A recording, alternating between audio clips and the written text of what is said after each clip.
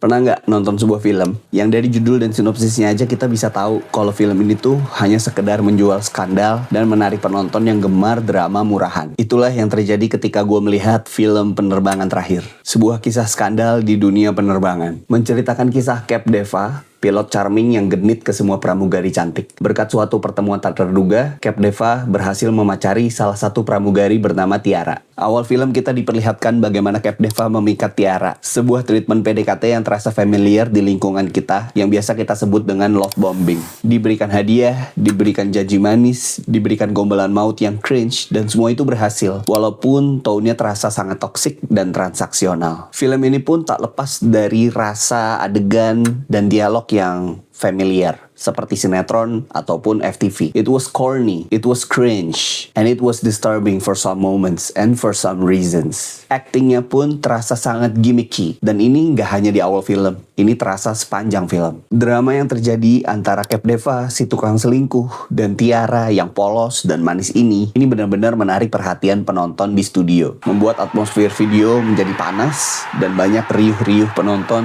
yang teriak-teriak mengomentari film. Pertengahan film, suasana makin panas berkat kehadiran sosok Nadia yang tiba-tiba menikahi Cap Deva. Cerita makin runyam, suasana makin gak kekontrol, dan disinilah drama yang sebenarnya dimulai. Karakter Tiara pun terasa mulai berubah. Pikiran-pikirannya mulai tidak jernih dan seringkali terasa sangat toksik. Walaupun perilaku toksiknya seringkali melukai dirinya dan melukai hatinya ketimbang orang lain. Pasti kalian berpikir karakter Tiara itu bodoh, mau sama Cap Deva. Padahal film ini sudah memberikan sebab akibat yang sangat jelas sepanjang film. Tiara itu adalah sosok fatherless. Ayahnya sudah tidak ada sejak dulu. Ia dirawat oleh ibunya.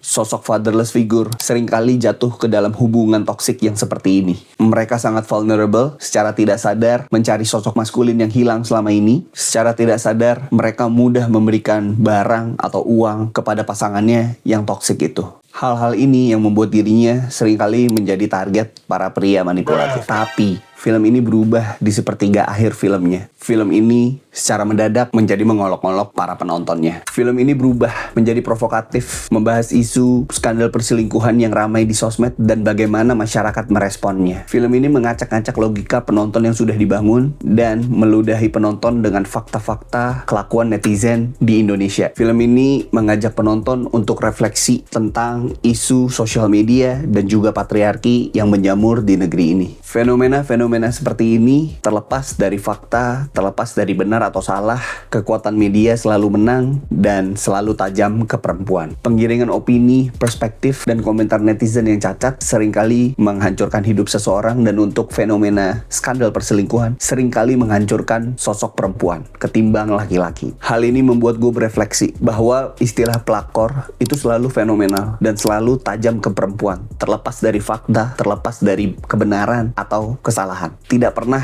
tajam ke laki-laki. Belum lagi perilaku witch hunting yang terjadi. Korban menjadi target untuk dipermalukan di depan umum dan seringkali ditargetkan ke perempuan. Sosok-sosok seperti Cap Deva seringkali bisa lolos dengan mudahnya, dan bahkan hidupnya dan pekerjaannya tidak hancur sama sekali. Treatment yang jauh berbeda dengan yang didapatkan oleh Tiara. Hidupnya hancur, karirnya hancur. Sebagai penonton, gue merasa dipermalukan. Seperti ini ya kondisi kita dalam merespon sebuah skandal perselingkuhan. Dan film ini punya poin lebih penting dari itu. Seringkali apabila ada isu yang ramai di sosial media, seringkali kita gagal paham terhadap isu yang sebenarnya dan menargetkan sosok yang salah. Take it with a grain of salt. Sebuah ungkapan yang harus kita pelajari dan resapi dalam hidup ini.